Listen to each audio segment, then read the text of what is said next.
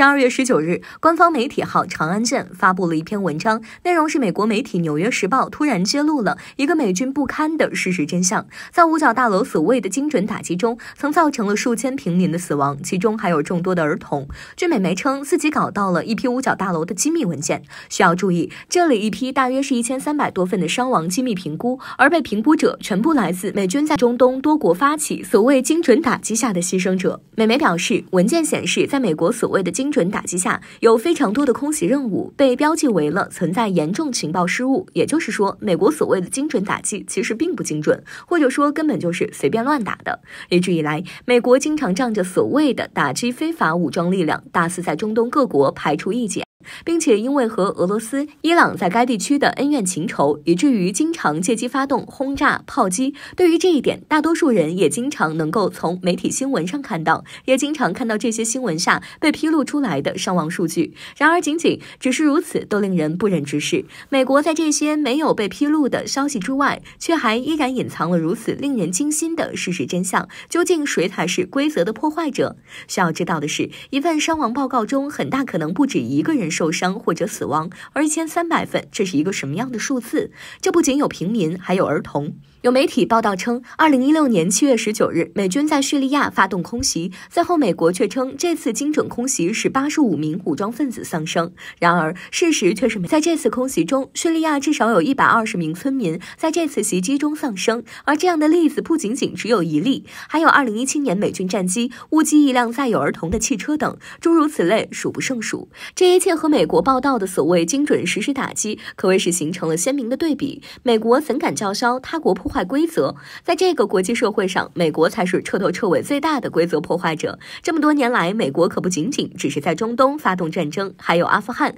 虽然暂时并不确认美国在这些战争中究竟隐瞒了多少真相，但是可以想象，这个数字绝对比大家想象的要多得多。不得不说，美国长期喜欢将人权、人道主义挂在嘴皮子上，不止一次利用这个理由对他国发出制裁。然而，最大的不人权、不人道主义其实却是美国。不得不说，这是一种讽刺，就如同我国人民日报钟声郑重发声一样，美国肆意对他国发动战争，以强权践踏人权。事实证明，国际社会必须对美国进行战争溯源，揭露美国发动战争对他国带来的痛苦和负担。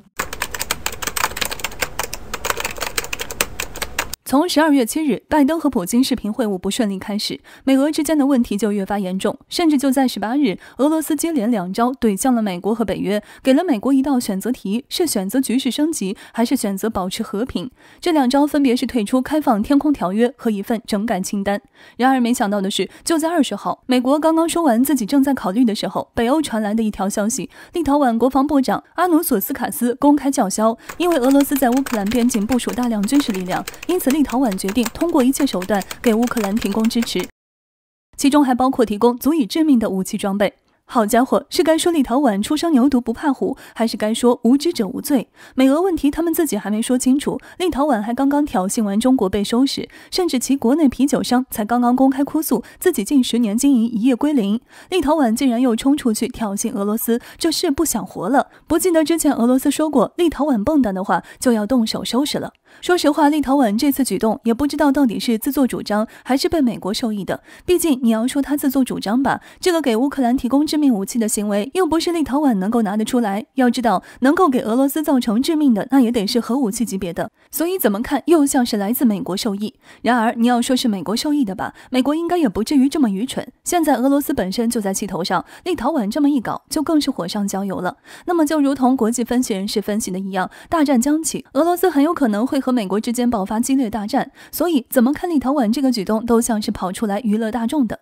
不过不排除美国脑子糊涂，搞了这么一出就等着开战呢。需要注意的是，不管立陶宛这个时候跳出来究竟是什么意思，反正对于俄罗斯来说都是跳蚤，随便碾压，甚至俄罗斯都不屑自己亲自出手，而是由白俄出手，在社交媒体上推了一波白俄罗斯前一天的发言。当时说的是，如果欧洲发生战争，那么波罗的海国家必将被从地球上抹去。虽然是前一天说的，立陶宛随后跳出来要干涉的，但不得不说，现在看来说是非常干脆利落并且霸气。毕竟大国动手，小国遭殃，这是在中东已经被摆在了明面上的结果。而就算是立陶宛自己也承受了插手中美问题的苦果，所以立陶宛更该清楚插手大国冲突之间会有什么后果才对。而且俄罗斯原本不想对付欧洲其他国家，只要美国收手，那么俄罗斯自然不会随便动手。但是如果美国不动手，立陶宛自己跳出来，那就别怪俄罗斯杀鸡儆猴了。毕竟白俄已经强调了，准备在境内部署俄罗斯的核武器。12月19日，上官新闻发出一则消息，称美国3名退役的美国将军近日联合发出声明，表示美国有很大可能会在2024年爆发激烈内战，因为美国军队内部已经出现了分裂的预兆，一旦到时候白宫和两院继续争斗，那么美国必将全面爆发分裂内战。就在最近，美国和俄罗斯之间问题直接爆发了，甚至在国内外的分析人士看来，这已经是一种战争爆发的前兆。而就在这样的时候，美国却传来内部要分裂的消息，不得不说，这还真是一种讽刺。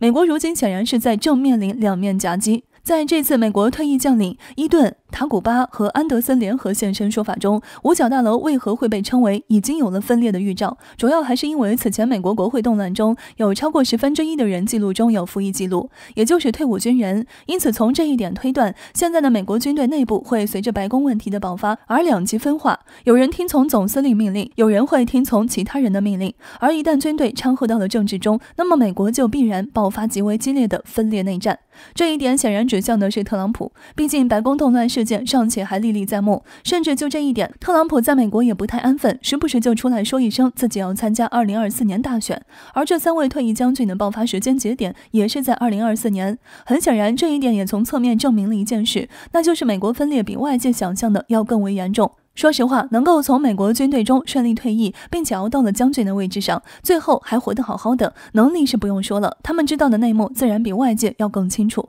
很多人应该看到过这样一个新闻，那就是美国的一份民间调查中显示，在受访人群中有一半美国人支持美国分裂。从某种意义上来说，这显然是美国内乱已经藏不住的一种预兆。而美国有知名专家也对内乱做出了预兆。达利奥，全球最大对冲基金公司桥水基金的创始人，他就表示，未来10年美国内战的可能性为30%。说实话，如今面临的种种问题终究还是因为美国内部事务混乱造成的。不管是前不久未死于新冠病毒的82万美国人民中，还是一而再再而三上演的美丽风景线，美国从情感到文化都正处在极端的撕裂中。德保罗大学哲学教授希尔就说过，照着这样下去，美国的文化战争最后很大可能会升级为内战。如果只有1点2点的问题，说美国内战或许还能够说是瞎扯，但是如此多的信息，如此多的重要人士都这样说，那么事实的可能性就必然占据了1半以上的可能性。最后必须要说的是，在如此内忧外患的情况下，继续对外用兵，美国消亡已经成了注定的事实。最近一段时间里面，西方国家和俄罗斯间的关系可以说是全线吃紧。首先是俄罗斯和欧洲就天然气供给问题的意见不一致，使市场感到不安；其次是白俄罗斯精心策划的难民危机对欧洲各国造成了冲击；最后还是北约支持乌克兰所带来的军事威胁，给俄罗斯构成了巨大的压力。这一压力让俄罗斯逐渐变得不安。于是乎，在西方疯狂挑衅之际，俄外长对北约放出狠话。在本月18号，俄罗斯副外长格鲁什科再次就俄乌边境发表言论。他表示，如果北约方面不接受俄方所提出的公开安全保障提案，那俄军将诉诸反制威胁措施。